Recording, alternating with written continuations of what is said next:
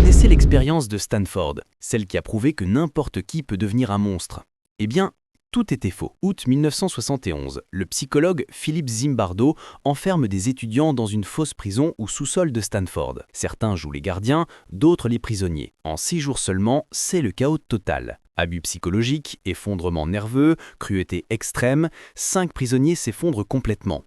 L'expérience devait durer 2 semaines, mais elle est arrêtée au bout de 6 jours tellement c'est violent. Pendant 50 ans, le monde entier a cru que cette expérience prouvait le pouvoir absolu des situations, que l'environnement pouvait transformer des gens normaux en tortionnaires. Elle a influencé nos systèmes carcéraux, inspiré des films hollywoodiens et été enseignée dans toutes les universités. Mais en 2018, un chercheur français du nom de Thibault Le Texier plonge dans les archives secrètes rendues publiques. Et là, il découvre l'horrible vérité. Zimbardo a tout manipulé depuis le début. Il a réuni les gardiens avant l'expérience pour leur donner des instructions précises sur comment être cruel. Il a suggéré les punitions spécifiques, comme les pompes forcées et les couvertures pleines d'épines. Le règlement de la prison n'a pas été inventé par les gardiens, mais imposé par Zimbardo lui-même. Les participants n'étaient pas des sujets neutres, ils jouaient consciemment un rôle. Le gardien le plus sadique, surnommé John Wayne, a admis plus tard que tout son comportement était un acte inspiré d'un film.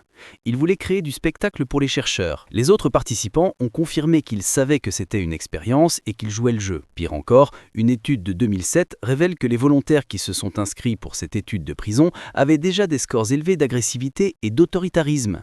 L'expérience a attiré exactement le type de personnes prédisposées à la cruauté. Et quand une vraie réplication a été faite par la BBC en 2002, avec des standards éthiques appropriés et sans manipulation du chercheur, les résultats ont été totalement opposés. Les prisonniers se sont organisés et ont résisté, les gardiens n'ont pas développé de comportement sadique et le système autoritaire s'est effondré. En 2019, Le Texier publie un article scientifique qui démonte complètement l'expérience de Stanford.